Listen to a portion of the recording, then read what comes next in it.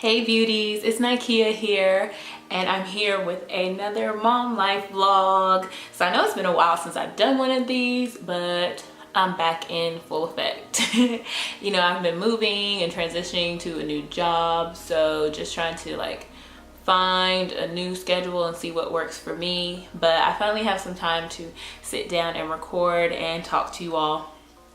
So today, I just want to talk to you all about how I prepared for baby before she actually came, and then talk to you about my maternity leave experience.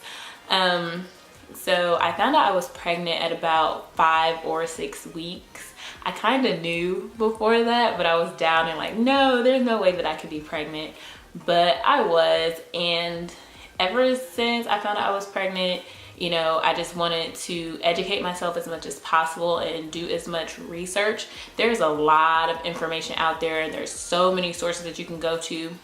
Many people have been pregnant before, and everybody's had their own experience. So there's a lot of places that you can get information for, but it really helps to do research for yourself. You know, reach out to people, get on the internet, read some books.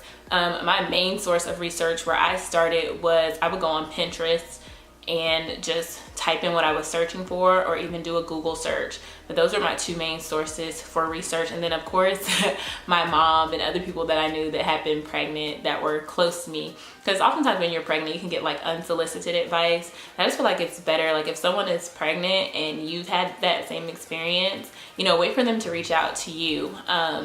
So, you know, there's been people close to me that have gotten pregnant since I've had my child, and you know, I'll tell them, you know, I'm here if you need anything, or if you need any advice, because everybody's experience is different. So what I did may not work for everyone. But first, I'm going to start off telling you how I prepared for baby and just being pregnant. So when I found out I was pregnant, I downloaded this app called What to Expect When You're Expecting, which like basically tell me what my baby looked like each week as she would grow and develop. Well, at the time I didn't know she was a she. We didn't find out her sex or gender until she was born, and we came out and like, oh, it's a girl, she has a vagina. But I downloaded that app, and each week it would give me like a video of how my baby was supposed to be developing. So this is just like, it was a general video, it wasn't like really specific to me, but it just tells you like how the baby looks and is growing at each week mark, and you know, the changes that are going on in your body. So I would go on there probably every day. They would have articles up there, there's forums where you could have people and talk to them, and people who are pregnant at the same time as you have the same shared experience, or maybe have the same like due date or due around the same time as you. So I would go up there, they had articles that you could read about your pregnancy, and I'll try to post like a screenshot or a screen recording on my phone to kind of show you what it looks like. I deleted the app off of my phone, so I'm gonna have to like re-download it, but I'll do that just for y'all. But that just really like kept me up to date with like what was going on with me and with my baby. And there would also be like articles if there was any issues that you should look out as it relates to being pregnant. Like when I was pregnant, Zika was going around, so it encouraged you to like use bug spray and, you know, protect your skin and stuff when you're going outside, because you don't want that to transfer to your baby. So I wore bug spray every day religiously. But the What to Expect When You're Expecting app was really helpful for me. You know, I could see what was going on with baby, and then I could read about things that were going on in my body. And it was really helpful if something was happening to me that, you know, typically happens to women in that time of their pregnancy. So I could find more information, just find more research, and just be aware of what was like going on with my body. But as far as like being pregnant goes, I didn't really have too many major complications. I think the biggest issue I had was round ligament pains, and that's where the muscles under your uterus are like stretching and preparing to support all the weight that this baby is going to bring on your body. And of course the normal breast pain and back pain. The other research I did were like things that I needed to do before the baby got here. So I made sure that I did a hospital tour of the facility where I was going to be having her. Originally, I wanted to have her at a birthing center, but there were not any birthing centers close to Greensboro, the area in which I lived, and the one that was here closed. And then like recently they just opened one, so I'm like, oh, I probably could have had her at a birthing center, because just for me, I don't like hospitals. I just don't. And it's weird because I used to want to be a gynecologist when I was growing up, but I don't like hospitals. Like, even when I have family members in there, just going into them just makes me feel weird. I don't know how to explain it. It's just, hospitals are not my thing. So, and nothing against like medical professionals, like nothing at all. I go to the hospital when I need to. I don't like it. It's hard to explain. I just don't like hospitals. So that was my original plan, was to go to a birthing center, but the facility that I had, they had midwives and they had nurse practitioners and also doctors. So I saw different people each time I went.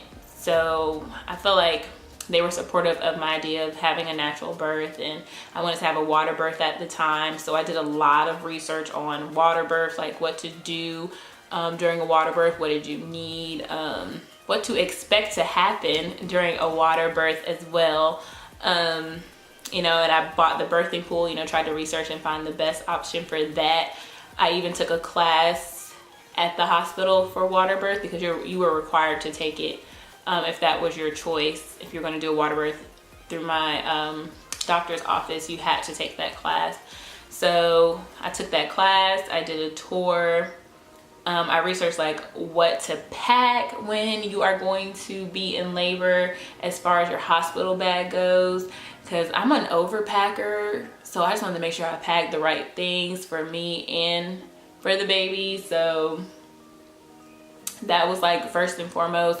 And then I like researched things that I would need for my child before they were born. I know I wanted, you know, to have like a bassinet and to have, you know, diapers ready and some clothes and things like that. You know, all the extra stuff would come along the way, but that was most important for me. And I knew I would need my breast pump. So just trying to make sure I had the necessities before I actually gave birth, so that, you know, once the baby got here, people weren't running around like trying to get stuff for me and get stuff done. So we made sure we had the car seat and stroller. Made sure we had a bassinet, because she did sleep in the room in her bassinet for a while. So getting a crib wasn't like urgent. Making sure that we had clothes for her, diapers of course, and bottles, a bottle warmer. And I made sure that I had my breast pump and the bags and all the supplies that went along with that. So it was just really like about me doing my research, because I was doing my pregnancy, or my idea of raising my child, different from, you know, like how my mother raised me. Like, she didn't breastfeed and she didn't cloth diaper. Well, with this new cloth diapering system that's now available to us, she didn't, you know, do it that way. So I would ask her questions, but, you know, I wanted to, you know, find my own way into preparing for baby. Another thing that I did to prepare for my baby's arrival was to meal prep. I prepared about 12 meals, like I did breakfast, lunch, dinner type stuff, because I knew that when she was born, you know, my body is healing. She would be, you know, demanding, because she's in this new place, and, you know, she would need to eat, be changed, and I would not have the energy or just have the will to want to stand in the kitchen and cook. So I meal prepped a whole bunch of meals, and I will link where I got most of my meal ideas from, so that when it was time for us to eat, all I had to do was like pop something in the oven or throw it in the crock pot, and we were ready to eat. It was not like a big to do. So it would be like, okay, this week, what are we eating? All right, I'm gonna pop that in the oven. So we had a deep freezer, and I think I started meal prepping in September. So I meal prepped everything and put it in the deep freezer, and it was like ready to go. Like, I even meal prepped my lactation smoothies, my lactation cookies. I made sure that everything was ready to go, so that when it was time for me to give birth, I wouldn't be stressed out about, okay, what am I gonna cook? What are we gonna eat? And making sure that I did eat when I was home on maternity leave. So those were the big things that I did to like prep for her. Again, just a lot of research and just reading things and reading other people's experiences and reading articles and reading blog posts and reading medical websites just to really educate myself and know about this. You know, this is my first time experiencing this, and yes, I can learn from other people, but there's nothing like that firsthand research, and then you get your firsthand experience and you apply whatever you have read to your situation.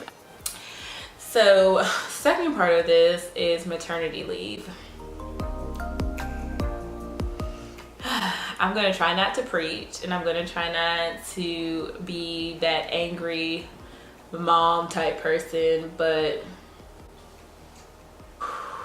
maternity leave. So I'm an educator, and at the time I was teaching elementary school, and I had transitioned to a new job. So I knew I wanted to make sure I got a job with benefits wherever I worked after my previous job, because I found out I was pregnant working at my previous job, and their maternity leave was, if I would have stayed there, I would have gotten 4 weeks paid, and then if I need to take any extra time, I wouldn't have gotten paid. And I don't even know all the details of like if it would have been a full paycheck for that time or just a percentage of it, but yeah. So the new job I was at had great benefits, but you could only get disability or partial pay or any type of maternity leave pay after you had been working there for a year. I started working there in August. I gave birth in September.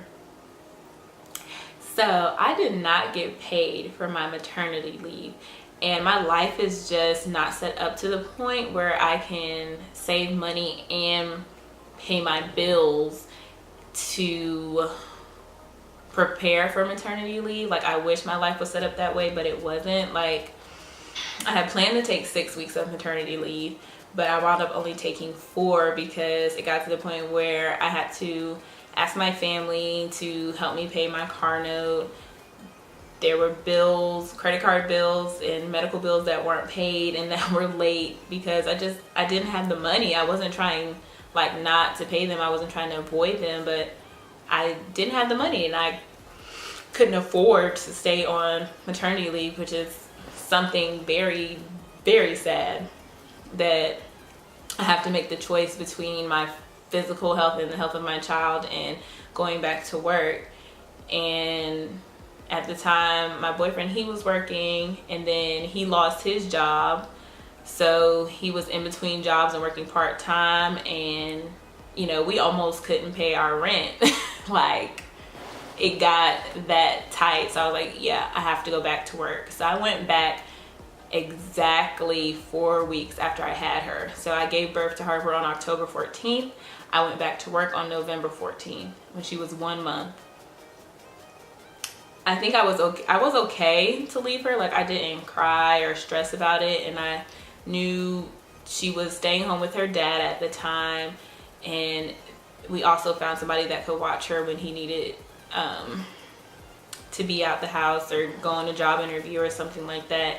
I'm just gonna say it. Maternity leave in America sucks, okay? It needs to be fixed. It needs to be changed. Like, the least y'all could give mothers who give birth is 3 months paid maternity leave.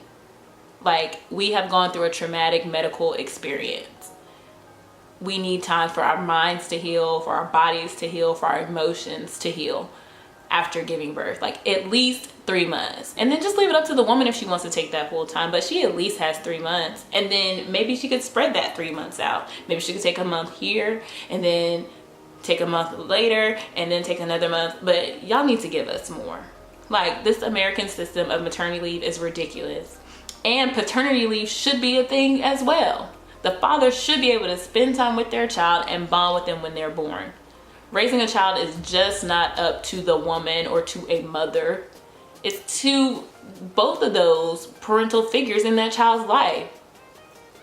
So the father needs to have that option to bond with that child. So y'all can stop having this stereotype of deadbeat dads and absent fathers and all this other bull crap. There are men out there who want to spend time with their child when they're born, but they don't have the opportunity because they financially can't handle it. Because the system that we have in America is straight BS for maternity and paternity leave. It's set up for our failure as parents. It really is. So support parents, give maternity leave, give paternity leave, full. Like, there's so much money in these companies, it's ridiculous. Y'all should be able to give us that. All right, I'm off my angry tip. It just makes me so mad, y'all, that women have to deal with this. And I know I went back too early. My body felt okay.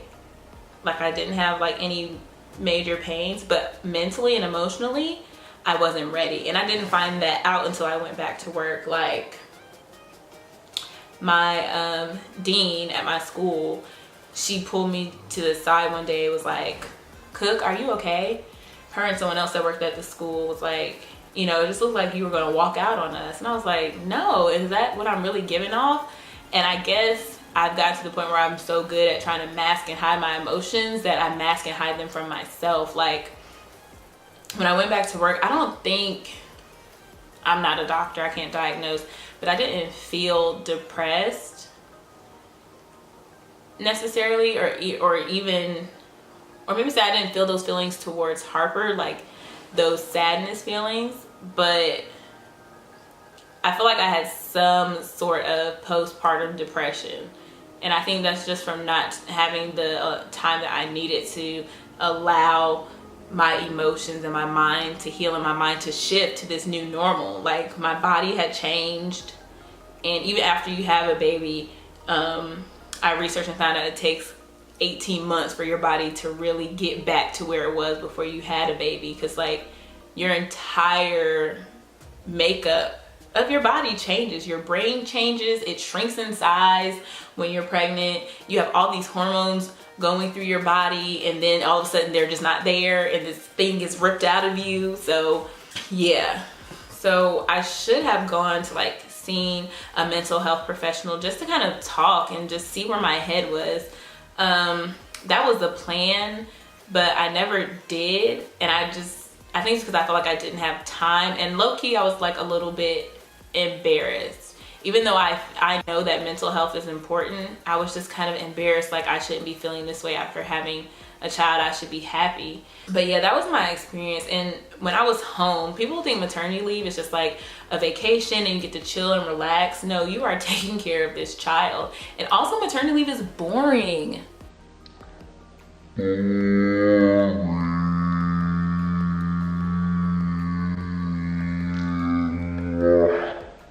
Y'all, the infant phase is so easy compared to the toddler phase.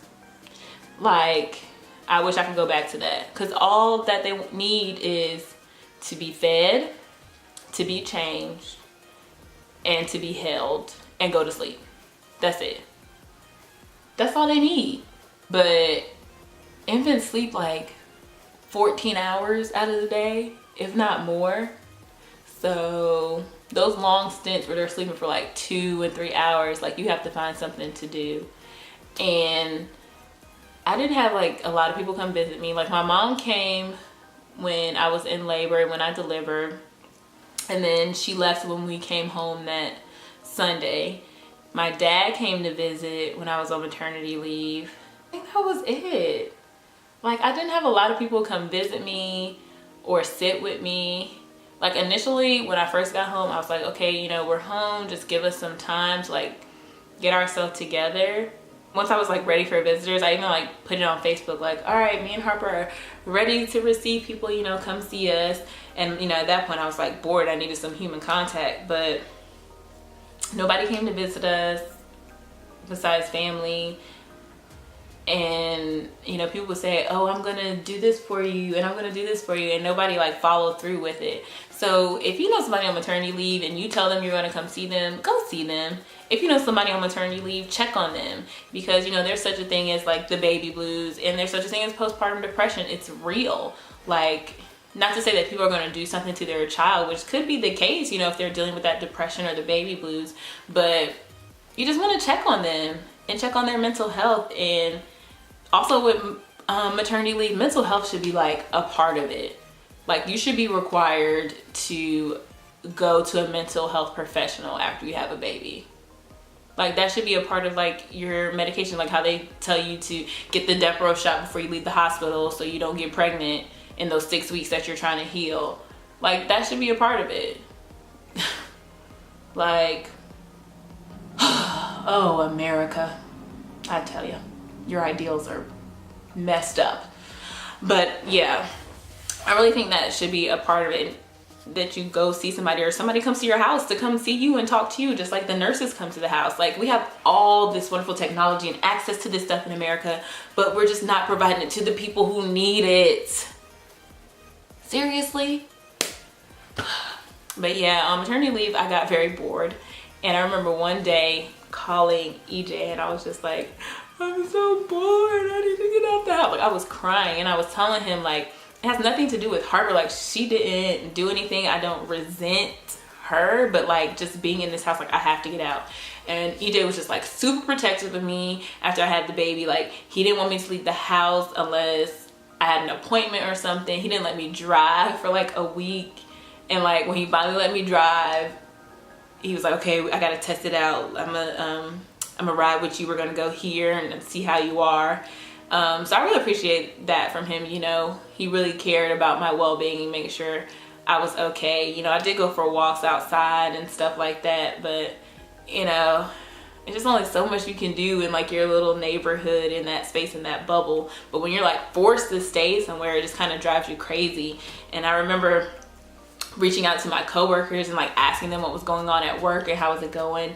They'd be like, oh, we're fine, you just worry about your baby and getting better. And I'm like, maybe talking to you is gonna help me get better. Like, that's a part of my process. Like, I need something, you know, from my old life to bring some normalcy to this new life that I have.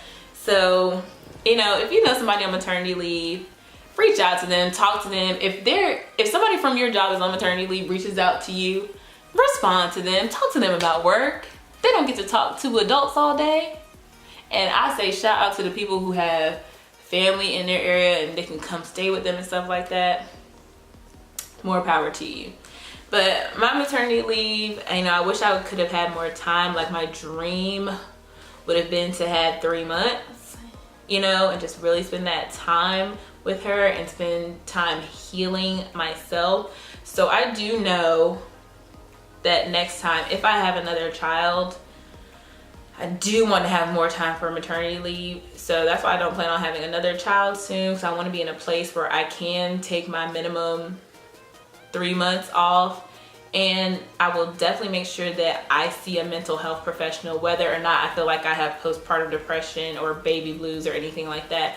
I will definitely take the time out to find a mental health professional and go see them to make sure that I'm processing my emotions and, you know, thinking clearly so that I don't, you know, slip into baby blues or have postpartum depression. And if I do have postpartum depression, I have a professional there that can catch it. And I do want to say shouts out to my brother, who always called me and checked on me when I was on maternity leave. He was always like, I just want to make sure you don't have postpartum depression or anything like that, Kia. He would like ask me all these questions. I'd be like, what is he doing?